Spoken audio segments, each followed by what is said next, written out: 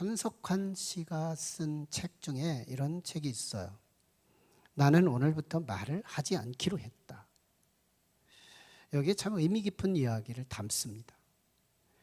이제 다 끝났어라고 생각되어도 결코 끝난 게 아니다. 끝까지 가봐야 모든 건 안다. 참으로 알 수 없는 것이 끝이다. 이 끝의 신비. 그러면서 이는 스스로 43일간 침묵 수양을 홀로 진행합니다. 한마디도 안 해요. 43일 동안. 그런데 거기서요, 새로운 관계, 그리고 소통, 그리고 이 삶의 그 단순함, 이런 이야기들을 쭉 해내요. 오늘도 이 끝과 상관 있는 그런 말씀인데요. 우리 마태복음 이제 13장. 마태복음 13장은 비유 그룹이라, 비유장이다 이렇게 표현됩니다. 네, 여기 7개의 그룹의 비유를 담고 있어요. 지난 시간에 첫 번째 그룹의 비유는 씨 뿌리는 비유. 그 중에서 어떤 마음밭에 복음이 던져졌느냐. 그래서 옥토라고 하는 거기에 씨가 하나가 던져졌는데 30배, 60배, 100배의 결과를 얻었다. 이 얘기가 첫 번째 이야기고요. 오늘 본문은 곡식과 가라지. 그런데 이 단순한 곡식은 분명히 쭉정이도 있는 걸 감안했을 때 하나님이 기대하시는 건 알곡이기 때문에 좀 제목을 수정합니다. 알곡과 가라지. 이 말씀이 이제 오늘 나눌 말씀이죠. 이 알곡과 가라지 비유라고 하는 이 말씀은 사복음서에서 특종 기사로 소개돼요. 다른 복음서에는 나오지 않아요. 특종 기사다. 마태복음만 나오는 그런 말씀이죠. 이 비유에서 천국이란 좋은 씨를 제 밭에 뿌린 사람과 같다. 이렇게 시작해요. 천국은 좋은 씨를 자기 밭에, 주인이 자기 밭에 뿌린 씨앗과 같다. 여기서 좋은 씨는 문자적으로 곡식입니다. 더 하나님이 관심은 단순한 곡식이 아니라 알곡입니다. 이걸 이제 36절 비유 풀이 본문을 참조하면 이게 누구냐? 성도, 즉 하나님의 아들들이에요. 하나님의 아들들. 하나님의 아들들이 누구예요? DNA가 하나님인 사람. 그 가슴에 하나님이 있는 사람. 이게 하나님의 아들들. 성경으로 표현하면 의인들. 현실로 표현하면 성도들. 성도 중에서도 리얼 크리스찬, 진짜 그리스도인. 이 사람들을 알곡으로 표기하고 있어요. 자, 근데 하나님은 이 세상이라는 하나님의 밭, 이게 하나님의 밭이래요. 세상은 하나님 거래요. 이 세상은 하나님이 만드신 하나님의 밭이에요. 그래서 이 세상은 아름다운 것이 이 본래적 의미예요. 세상은 아름다운 거예요. 하나님이 만드신 하나님의 밭이기 때문에. 근데 여기에 곡식을 심었다는 거예요. 여기에 알곡을 심었다는 거예요.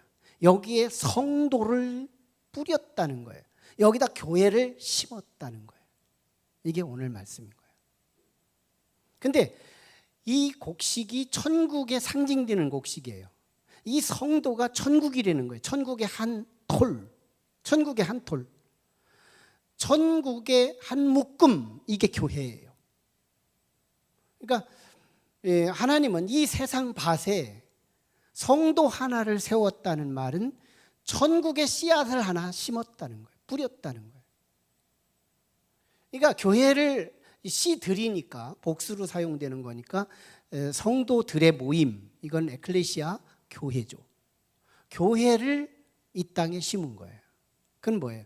여기는 천국의 씨, 성도 한 가슴 속에는 천국의 요소가 있다는 거고요.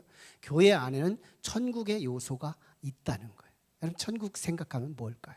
기쁨, 즐거움, 행복, 만족, 영광, 찬송, 예배 뭐 이런 것들이 다양하게 생각되죠. 그걸 뭐 한꺼번에 묶는다면 기쁨, 즐거움으로 우리가 상정해요.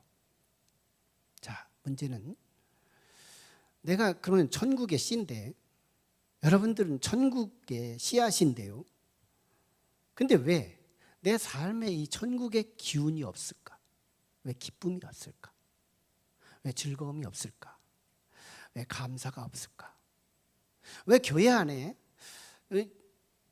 이 구청이나 다른 학교나 어떤 회사나 이런 기관하고 교회하고 별반 왜 다르지가 않을까?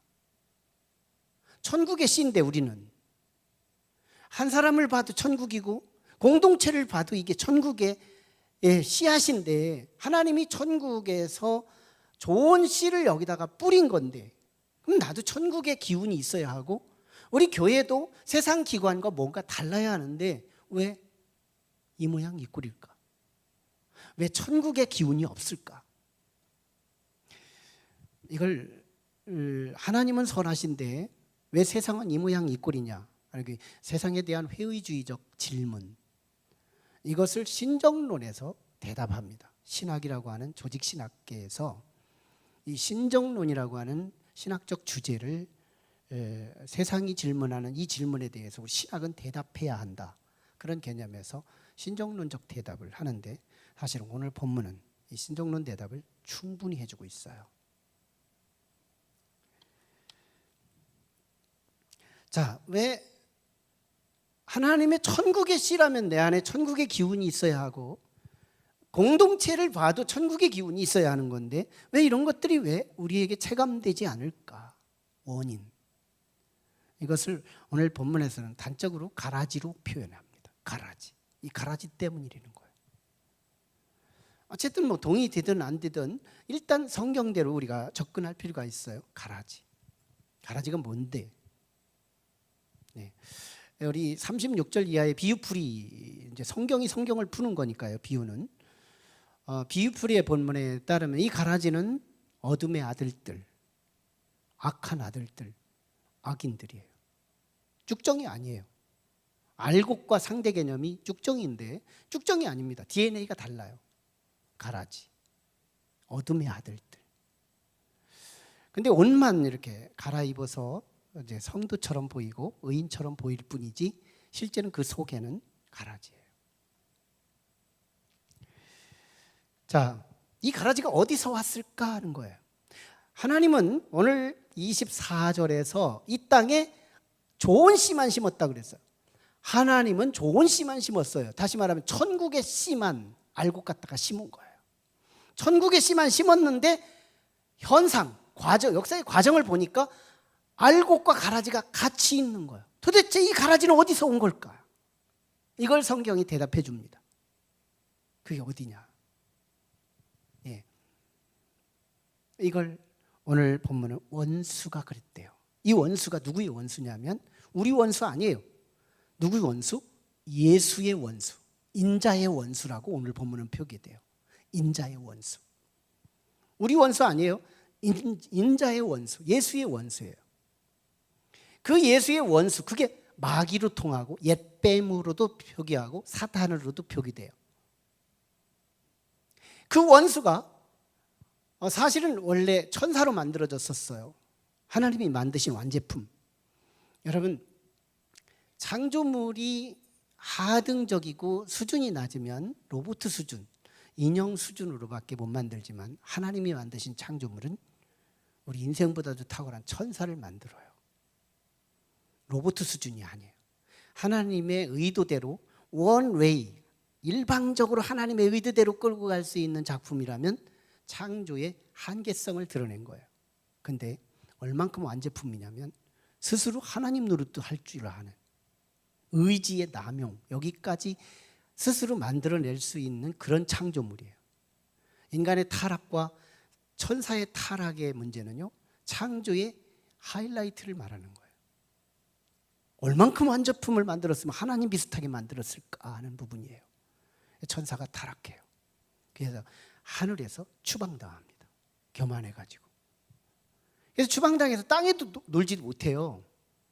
땅에 허락되지가 않았기 때문에. 그래서 천사들이 하늘에서 추방당한 천사들이 어디요? 공중권세, 성경적인 위치예요. 공중권세에 여기저기 유리하면서 돌아다니는 게 이게 귀신이고 이게 악령이고 이게 사단인 거예요. 사단의 자리가 어디예요? 공중권세예요. 유리한 어디 정착이 없어요. 그래서 이 사단이 딱 붙잡은 사람은 유리합니다. 늘 방황하고 그러죠. 광야에서 유리하다가 끝나요. 근데 성령이 함께하는 사람은 딱 정착하죠. 딱 정착해요. 예, 성령은 가나안으로 정착하게 합니다. 일시적인 유리는 있지만 영원한 정착으로 끝나요. 이게 성령이 이끌어가는 사람이죠. 이게 사탄이에요. 근데 하나님이 이 땅에 좋은 씨를 심은 거예요. 사탄이 공중권세 돌아다니다가 본 겁니다. 좋은 씨를 심네 여기다. 그래서 사탄이 후발주자로 이 땅에 나쁜 씨를 심는데 이게 가라지예요. 왜? 하나님 나라의 회방을 놓기 위해서, 하나님 나라를 방해 놓기 위해서 가라지를 심습니다. 여기서 이 가라지, 이 가라지가 바로 어둠의 영에 휘둘린 하나님이 없는 사람들, 그 가슴에 하나님이 없어요. 하나님이 없는 사람들이요, 이권 안에서는 윤리도 통합니다. 이권 안에서는 도덕도 통합니다. 이권 안에서는 모양도 갖춥니다. 그러나 이권이 한계에 도달했을 때는요, 하나님이 없기 때문에 양심도 매각해버리고 말아요. 그래서 함부로 써요. 하나님이 없는 사람들, 이런 사람들이 이 세상에 알곡과 섞여 살아요. 교회 밖에 가면 수두룩합니다. 자, 교회 안에도 수두룩합니다. 알곡과 가라지. 쭉정이 아니에요. 가라지. 종류가 달라요. DNA가 달라요. 종이 달라요. 자, 이 가라지는요, 속에 독소가 흘러요.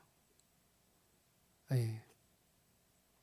그래가지고 이 가라지를 무엇로 표기되느냐면 독보리라는 용어로 통합니다. 독보리. 보리는 보리인데 독이 들었어요. 그래서 이걸 먹으면 사람이 배 아프고요, 많이 먹으면 이 독소가 몸에 흘러서 죽기까지 합니다. 이 독보리. 종류가 달라요. 자, 문제는요, 이게 열매를 맺기 이전에는 이 곡식인지 독보리인지 줄기 가지고 이파리 가지고는 분별할 수 없대요. 줄기 가지고 이파리 가지고는 이게 가라지인지 알곡인지 분별이 가지 않는데요. 중요한 건 이게 독보리인지 열매도 맺기 전에 이 가라지가 알곡에 악한 영향을 끼치고 있더라는 거예요. 악한 영향을 끼치고 있다. 여기서 열매는 사람에게 언어입니다. 언어가 열매예요. 행위입니다. 행위가 열매예요. 예수님이 비유하신 내용들이죠. 사람에게 말로 하기 이전에 가라지는 알곡에게 영향력을 끼친다는 거예요. 안 좋은 영향력. 일단 곡식 얘기니까 곡식 얘기를 쭉 한번 해보는 거예요. 벌써 가라지, 알곡 옆에 가라지가 심겨지는 순간 뭘 우리가 생각하면 되느냐면 벼를 심었는데 옆에 피가 나는 거예요. 피. 그러니까 벼 비슷하지만 옛날에 벼가 생기기 이전에는 피를 먹고 살았다는 건데요. 피가 심겨졌는데 언제나 이 벼와 피 사이에 힘이 어디에게 더 올라가느냐면 피가 더 커요. 피 줄기가 더 힘이 있어요. 이건 무슨 말이에요? 땅에 있는 알곡이 먹어야 할 영양분을 피가 다 빨아먹었다는 얘기거든요. 그러니까 열매도 맺기 이전에 피가 이 벼를 영향력을 벌써 끼치고 있었던 거예요. 그러니까 벼는 그거 먹고서 영양분을 가지고 쌀에다가 은혜를 채우고 벼에 알곡이 더 토실토실하면서 알곡이 돼야 되는데 피가 빨아먹으니까 피 옆에 있는 벼는 쭉정이처럼 쭈글쭈글해지는 거예요. 은혜가 안 채워지는 거예요. 그래서 은혜를 빼앗기니까, 평상시에 이 은혜를 빼앗기니까 결국 이 알곡은요, 쭉정이 채 뭐가 생기겠어요? 기쁨이 없는 거예요. 즐거움이 없는 거예요. 왜? 주인의 기대치가, 기대가 꺼지니까요. 여러분, 우리에게 은혜가 빵빵하게 채워져 보세요. 은혜가 빵빵해 보세요. 그러면 어떤 일이 벌어질까요? 이상합니다. 기쁘라고 말 안 해도 기뻐져요. 즐거우라고 말하지 않아도 즐거워져요. 은혜가 있는데요. 우리 다 한 번씩은 경험해 봤을 거예요. 파트타임 은혜, 부분적 은혜. 우리 한 번씩 경험해 봤을 걸요. 공감될 걸요. 은혜가 빵빵하면 우리는 기쁘려고 안 해도 기쁜 거예요. 즐거운 거예요. 천국 기운 있습니다. 누려요. 자, 그런데 이거는 가라지가 열매를 맺기 이전의 역사라면 결국 가라지도 알곡도 열매를 맺을 때가 옵니다. 곡식 얘기를 계속해요. 곡식으로 보면 열매는 대부분 색깔이요, 누르구름하답니다. 누르스름하대요. 대부분 그렇잖아요. 곡식들이 누르스름해요. 보리도 그렇고 밀도 그렇고 벼도 그렇고 누르스름해요. 곡식들이 물을 익으면. 근데 가라지는요, 거무스름해요. 그리고 모양도 좀 달라요. 크기도 좀 달라요. 근데 더 다른 건 그 내면 속에 독소가 흘러요. 오죽하면 독보리라고 그랬겠어요. 독소가 흘러요. 그래서 사람에게 해가 돼요. 심지어는 죽기도 해요. 열매. 자, 그러므로 이 세상이 왜 성도에게, 왜 교회에게, 성도 개인 안에 왜 천국의 기운이 느껴지지 않고 왜 교회가 세상 기관과 별반 다르지 않게 느껴지느냐? 1차적으로 오늘 신정론적 대답은 가라지 때문이다.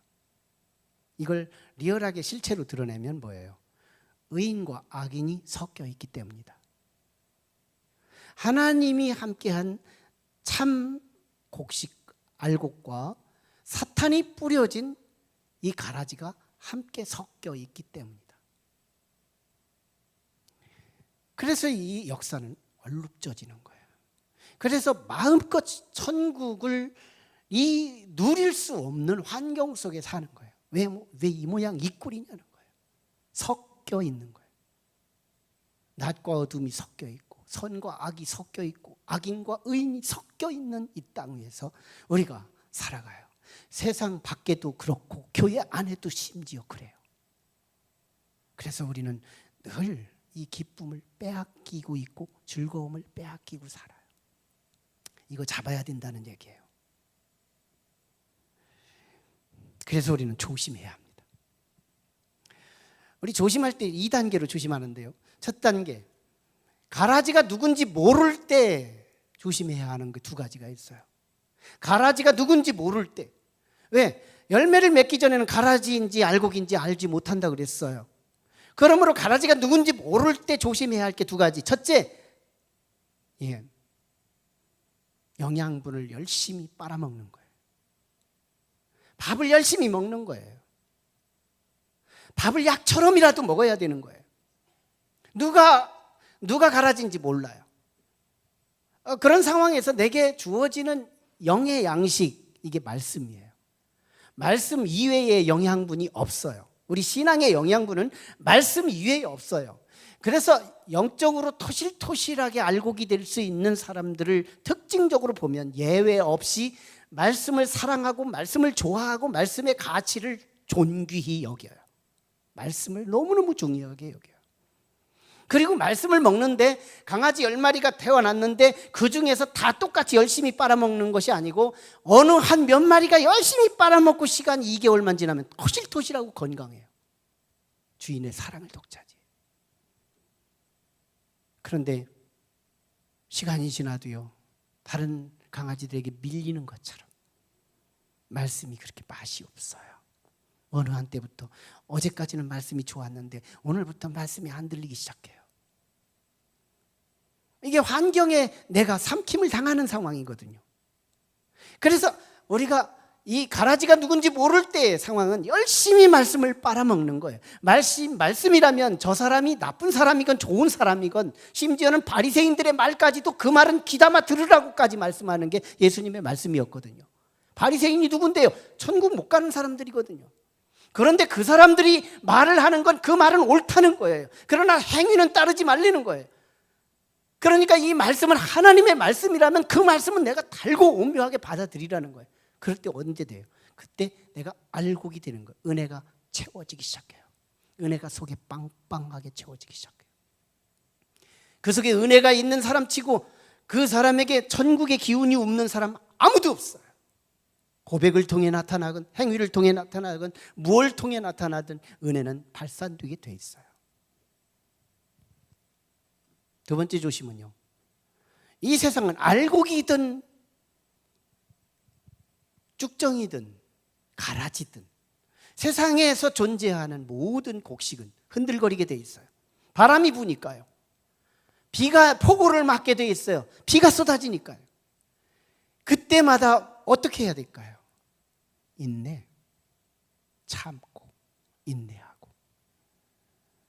여러분, 누가 학교를 졸업해요? 인내한 사람만 졸업해요. 10번 때려치고 싶은 것이 학교 다니는 거예요. 누가 회사에서 성공할 수 있어요? 10번 때려치고 싶은 것이 우리의 직장이에요. 인내하는 사람만 직장의 영광을 누릴 수 있어요. 누가 천국 갈 수 있어요? 누가 구원받을 수 있어요? 10번 때려치고 싶은 것이 우리의 신앙이에요. 그러나 끝까지 인내하는 사람만 천국 가요. 신앙의 성공은 인내의 성공이에요. 인내는 거예요. 그 원인이 가라지 때문인지 뭔지 몰라요. 그런데 나는 조금 10번 때려치고 싶어요. 그래도 나는 인내하는 거예요. 알곡은 인내하는 거예요. 알곡은 인내의 결산이에요. 인내의 결산. 자, 그 다음에 이제 가라지가 드러나기 시작합니다. 시간이 지나면 이삭이 패요. 그리고 이삭이 연글기 시작해요. 그때쯤 되면 내 옆에 가라지가 있는 줄 알아요. 내가 가라지인지도 몰랐는데 나도 가라지가 되고 있다는 것도 알아요. 내가 가라지로 발견되면 성령께 의지해서 겸손하게 나 가라지예요. 나 젖붙임 해주세요. 로마서 11장에 표기된 젖붙임의 원리. DNA는 가라지지만 뚝 잘라가지고 예수 싹을 붙이면 DNA가 바뀌어서 우리는 가라지가 알곡이 될 수 있거든요. 이게 로마서 11장에 나타난 젖붙임의 비밀이에요. 이걸 주님 앞에 내놓으면 되는 거예요. 하나님, 나 젖붙여주세요. 나 예수 순으로 다시 바꿔주세요. 이거 시작하면 돼요. 회개하면 되는 거예요. 두 번째는 주변의 가라지예요. 저 사람이 말하기 전까지는 가라진 줄 몰랐어요. 행하기 이전까지는 가라진 줄 몰랐어요. 말할 때부터 가라지가 드러나요. 행할 때부터 가라지인 줄을 드러내요. 가라지인 줄을 뻔히 알면서도 나는 가라지 옆에서 가라지와 함께해요. 가라지와 같이 해요. 이거 뭔지 알아요? 모르는 중에도 영적 자살이에요. 내 환경, 내 주변은 내가 선택한 내 영적 자산이에요. 내가 선택한 결과예요. 그래서 이것이 이 가라지인 줄 뻔히 알아요. 이 가라지는 예수 자체를 대적하지 않습니다. 예수 자체를 대적하지 않아요. 예수와 상관된 것들을 치고 들어옵니다. 이 가라지들은. 그래서 예수와 상관된 게 뭐예요? 교회를 묵사발을 내는 거예요. 교회에 의인을 둔갑시켜버리는 거예요. 하나님의 사람을 마귀 사람이라고 지적해버리는 거예요.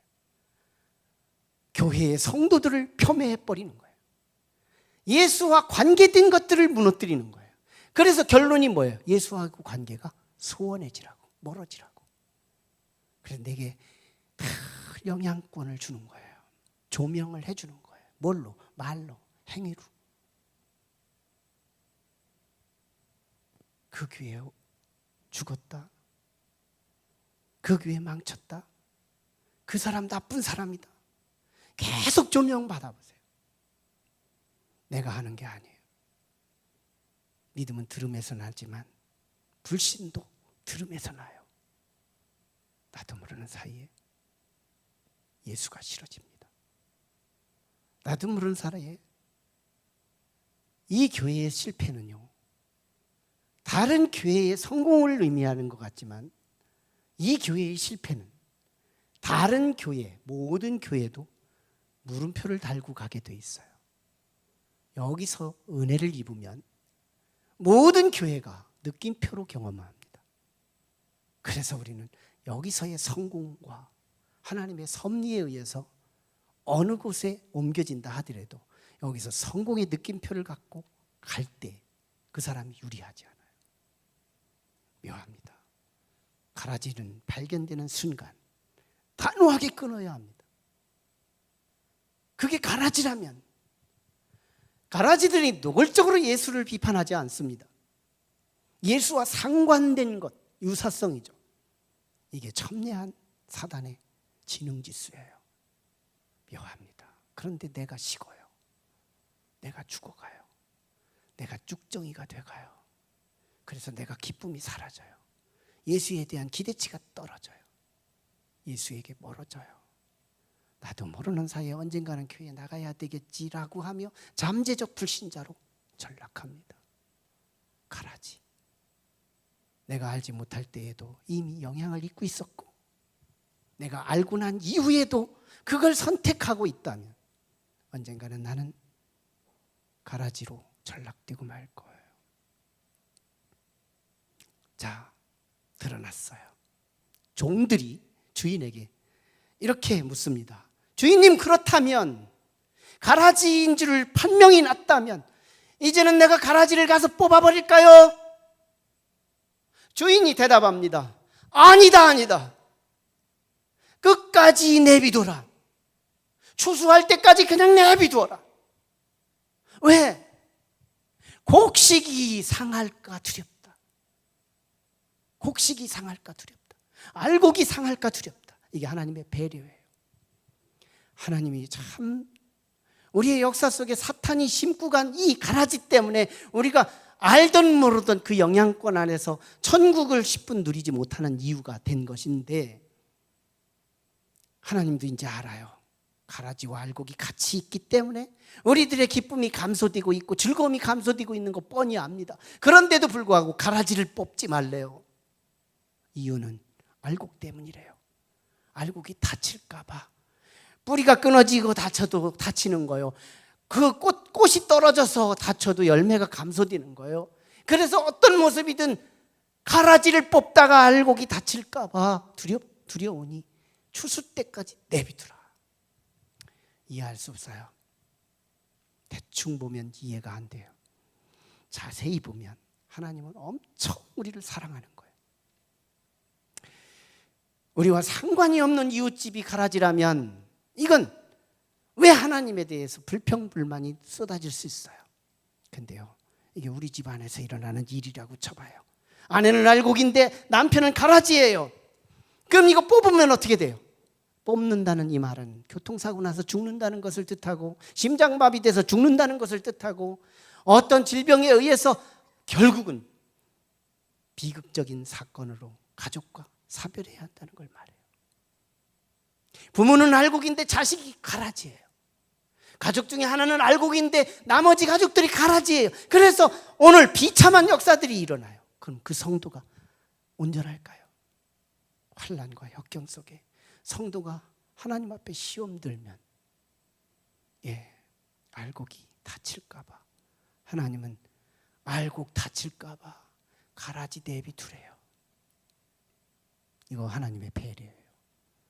그 대신에 가라지와 알곡이 같이 있기 때문에 천국을 감소돼요. 하나님도 알아요. 하지만 하나님은 끄떡없어요. 하나님은 담대하세요. 대안이 있으니까. 대안, 보관이 있어요. 대체가 있어요. 하나님은 분명히 이 부분에 대해서 대체가 있기 때문에 하나님은 두려워하지도 않아요. 걱정도 하지 않아요. 오늘 이 가슴을, 하나님의 이 걱정 없는 이 보관, 이 가슴을 우리가 분양받아야 되는 건데요. 왜? 역사의 끝에 구속사의 시스템이 남아있기 때문에요. 역사의 끝, 초림 예수가 아니라 두 번째 오시는 재림 예수, 심판의 구세주 예수 그리스도가 이 땅에 다시 오시면 이 땅은요, 두 가지가 일어난대요. 먼저 가라지들을 묶어서 꽁꽁 묶는데요. 가라지들만 집단처럼 묶어버린대요. 그리고 이걸 아궁이에 집어넣는데요. 이게 뭐예요? 지옥이에요. 그러니까 의인들, 알곡들의 구원의 첫 번째 경험은 가라지가 사라지는 경험부터 한다는 거예요. 가라지부터 없어진다는 거예요. 첫 번째, 이걸 천년왕국으로도 비유할 수 있어요. 자, 두 번째, 이 첫 번째 이 가라지들이 불못에 던져졌을 때 그 마지막 부분에서 우리에게 말씀하는 42절인가요? 그들 42절에 풀무불에 던져 넣으리니 거기서 울며 이를 갈며 있을 것이다. 이게 가라지의 운명이에요. 거기서요, 이 가라지들이요, 교회 안에 숨어 있어요. 성도를 죽이는 일을 열심히 합니다. 예수 욕하지 않습니다. 교회 욕합니다. 이 가라지들이 교회 안에 있다. 세상 안에 있다. 내 가까이에 있다. 이거 끊어져야 우리는 천국의 좋은 씨앗이 되는 거예요. 천국의 좋은 씨앗을 누리는 거예요. 오늘의 기쁨, 오늘의 즐거움, 영향력이 안 빼앗기니까. 두 번째가 의인들을 곳간에 넣으라는 거예요. 곡식은 모아 내 곳간에 넣으라. 이걸 43절에 보면 그때 의인들은 자기 아버지 나라에서 해와 같이 빛나리라. 자기 아버지의 나라에서 해와 같이 빛난대요. 무슨 말이에요? 이 세상에서는요, 착한 일을 해도 누가 알아주지를 않아. 교사를 해도 누가 알아주지도 않아. 어려운 위험을 무릅쓰고 성가대를 해도 누가 알아주지를 않아. 찬양단을 해도, 이 악기를 가지고 봉사를 해도 알아주지를 않아. 방송실에서 숨어서 사역을 해도 알아주지 않아. 천국은요, 해같이 빛나요. 하나님이 조명하니까 안 드러나는 게 없어요. 어두운 건 그리스도로 가려져요. 밝은 것, 좋은 것, 봉사와 섬김, 이 젊었을 때 섬겼던 거, 어렸을 때 섬겼던 것까지 다 해같이 빛나요. 영광의 한 덩어리로 빛이 조명돼요. 그 천사들이 짐 흘리는 앞에서 영광과 존귀를 한 몸에 다 받아요. 이게 알곡이 받을 영광이에요. 이게 성도가 받을 영광이에요. 이게 우리의 끝에서 약속된 영광이에요. 이 영광에 우리가 참여하는 거예요. 이걸 하나님이 역사의 끝에 두신 거예요. 우리는 성경의 인물들을 조명해봐요. 요셉입니다. 요셉은요, 아버지 효도만 하면서 살았어요. 아버지 말이면 껍벅 죽었어요. 아버지 말이면 순종하며 살았어요. 아버지에게 효도만 하며 살았어요. 그런데 형제들이 미워해요. 나는 아버지 중심으로 살았는데 형제들이 자기를 미워해요. 그래서 형제들이 자기를 팔아버려요. 인신매매해버려요. 애굽이라고 하는 타양살이로 팔려갑니다. 보디발이라는 집으로 팔려가서 노예 생활을 합니다. 거기서 보디발 중심으로 삽니다. 보디발 주인 중심으로 살아요. 근데 보디발의 아내가 유혹을 해요. 그가 안 들어줬더니 모함을 해서 감옥에 집어넣어요. 세상에 이거 하나님이 살아계시다면 이게 과연 이 하나님이 다스리는 이 세상이 왜 이 모양 이 꼴이냐고 불평불만할 것들이 다분히 나타나는 거예요. 감옥에서 또 성실히 살아가요. 사람들의 얼굴을 보면서 그때그때마다 안부하고 인사 잘하는 사람이 돼요. 요셉은 인사 잘해서 성공하는 사람입니다. 인사를 잘해요. 그러다가 그 술관원쟁이 미래를 맞췄는데 그가 풀려날 걸 얘기했는데 그대로 풀려나요. 그가 나가면서 한 가지 약속해요. 내가 나가자 너를 풀려주게 하겠다. 2년 동안 또 속여버려요. 하지만 시간이 지나니 하나님이 요셉을 국무총리로 세웁니다. 지금 생각해요. 국무총리가 된 이후에 요셉은 하나님이 어떤 분일까요? 하나님이 선하신데 왜 이 모양 이 꼴이냐고요? 아니에요. 하나님은 공평하신 분이에요. 국무총리가 되고 난 오메가 타임, 역사의 끝을 경험한 요셉은 결코 하나님은 공평하신 분이에요. 하나님은 기쁘신 사람, 하나님은 즐거운 분이에요. 하나님은 멋있는 분이에요. 역시 하나님이에요. 하나님은 역사의 과정에도 섭리가 있었고 역사의 끝에도 구원이 있었으며 그 하나님만 철떡같이 믿고 살았던 요셉은 하나님이 최고예요. 하나님밖에 없어요. 다윗입니다. 그는 하나님밖에 몰랐어요. 하나님 중심으로 살아요. 그랬더니 결과는 사울이 자기를 죽이려고 해요. 삼천의 군사를 풀어요. 내가 하나님을 믿는데 왜 세상이 이 모양 이 꼴이냐고 불평불만할 수 있는 상황이에요. 근데 다윗은 불평하지 않아요. 근데 시련이 끝나지가 않아요. 계속 시련이 연속돼요. 십수년 동안. 하지만 시간이 지나니 유다 지파의 왕이 돼요. 예루살렘에서 12지파의 왕이 돼요. 중동 지역의 재권을 장악하는 황제급의 신분을 높여줘요. 이 시점이에요. 왕이 된 이후 다윗에게 물어요. 하나님이 다스리는 이 세상이 왜 이 모양 이 꼴이냐? 어디서 그런 소리를 하는 거냐? 왕이 된 다윗은 하나님은 공의로우신 분이에요. 하나님은 의로우신 분이에요. 하나님은 공평하신 분이에요. 하나님은 기쁨의 하나님이에요. 하나님은 즐거우신 하나님이에요. 하나님은 멋쟁이세요. 하나님밖에 없어요. 하나님만이 이 세상에 가장 공정하게 다스리시는 하나님. 인류의 구세주 예수 그리스도입니다. 이 땅에 오셔보니 하늘에 소망이 없어요. 지식이 없어서 망해요. 그래서 산상수훈의 가르침, 오강화를 통해 마태복음의 5가지 강좌를 통해서 무지한 백성들을 하나님 나라의 지식을 가르쳐줘요. 병들어서 죽어가는 영혼들을 치유해줘요. 이미 죽은 자도 살려내요. 천국에 소망이 없어 절망하는 백성들에게 천국 복음을 증거해요. 근데 돌아오는 것은 제자들이 배신해요. 유대인들이 십자가에 죽여달래요. 로마인들이 못을 박아요. 내가 하나님 앞에 충성했는데 왜 이 세상이 이 모양 이 꼴일까? 원망하고 불평할 수밖에 없는 상황에 직면한 거예요. 결국은 죽어버려요. 하룻밤, 이틀밤, 3일밤, 주일 새벽 미명에 주님은 사망 권세를 이기고 일어나요. 부활하세요. 인류 최초의 사건, 부활 사건. 예수님에게 물어요. 하나님이 그래도 왜 하나님이 다스리는 이 세상이 이 모양 이 꼴입니까? 주님 대답하십니다. 아니다. 주님은 공정하시다. 주님은 의로우신 분이다. 주님밖에 없다. 역사의 희망은 유일하게 하나님밖에 없다. 예수님은 외칩니다. 여기서 우리의 시선은 고쳐야 돼요. 내가 왜 천국의 씨로 뿌려진 하나의 성도로서, 내가 천국의 기관으로 심겨진 교회의 이 구성원으로서 왜 천국의 기운을 누리지 못하느냐? 시선 때문이에요. 물결만 보기 때문이에요. 옆에 파도만 보기 때문이에요. 가라지들만 보기 때문이에요. 환경만 보기 때문이에요. 시선을 다 여기다만 두고 있기 때문이에요. 여기를 무시하는 게 아니에요. 우리는 분명히 여기도 볼 수 있어야 돼요.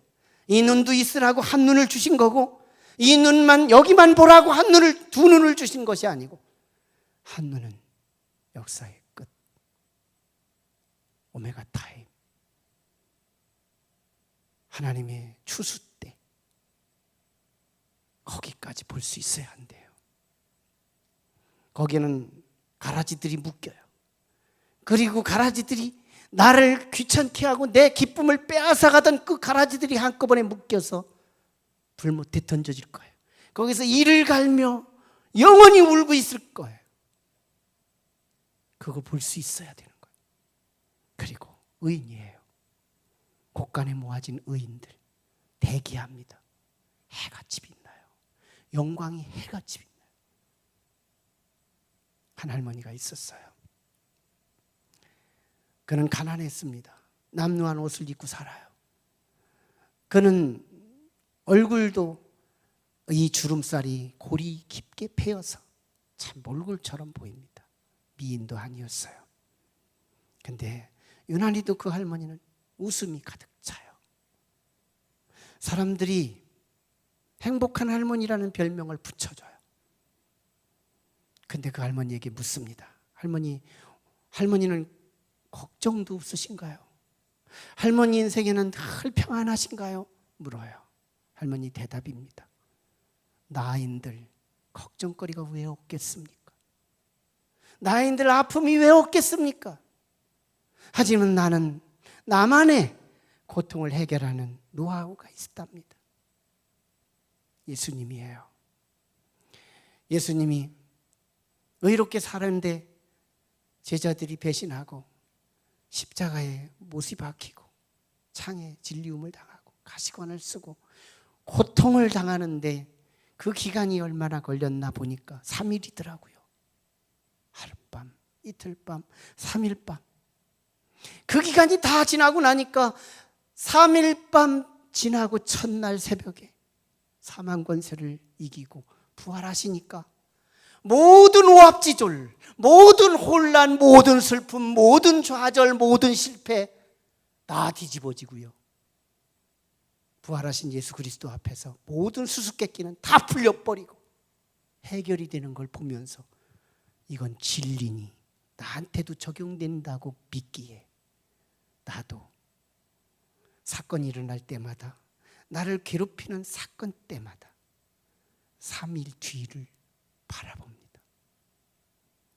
사건이 일어난 뒤부터 3일 주님을 3일 만에 일으키신 그 하나님은 내 사건을 나를 괴롭히는 사건에서 3일만 참고 이기면 3일 뒤에 부활하신 예수님만 시선을 맞출 수 있다면 나는 이길 것이다. 그러고 보면 영락 없이 3일이 지나고 나면 사건이 없어져 있대요. 역사의 끝에 공의가 있어요. 공평함이 있습니다. 우리의 기쁨이 다글다글이 붙어 있어요. 우리의 즐거움이 거기에 몰입돼 있어요. 역사의 끝에 답이 있어요. 그래서 우리는 과정을 살아가면서 믿음의 시선을 어디다 둬요? 현실에 두고 성실해야지만 미래에 한눈을 두고 그 미래의 해같이 빛나는 영광을 성령의 도우심 속에 끌어당겨 만분지 일을 여기서 누려야 돼요. 하나님은 이걸 원하십니다. 가라지와 알곡이 내용이 달라요. 한 성도에게 제가 물었습니다. 코로나 시기에 사업도 안 되고 얼마나 힘드세요? 다음 멘트 제가 준비했어요. 위로. 성경 구절도 준비했어요. 근데 그 성도가 저한테 이렇게 대답해요. 얼마나 힘드시냐는 말에 목사님, 주님의 은혜로 삽니다. 겉으로 볼 때 너무 힘들어요. 사업도 안 되죠. 자명한 대답은 회의감이 쏟아질 줄을 알았어요. 근데 회의감이 아니에요. 주님의 은혜로 삽니다. 겉으로 평가할 수 없대요. 그 사람의 천국의 기운이 속에 숨어 있더라는 거. 진짜 그리스도인은 속에 비밀이 있어요. 지금도 여기 살지만 역사의 끝에 시선을 두고 성령의 도우심 속에서 장차 해같이 빛나는 하나님의 도우심, 영광을 온몸에 독차지할 수 있는 그 영광의 시점을 바라보고 오늘의 현실에서 그 기쁨을 가져다가 선취적으로 월급을 가부를 하듯이 그 영광을 끌어다가 내가 오늘 누릴 수 있다면, 성령의 도우심이 있다면 가능한 일이죠. 알곡의 은총이 저와 여러분에게 함께하기를 주님의 이름으로 축원합니다.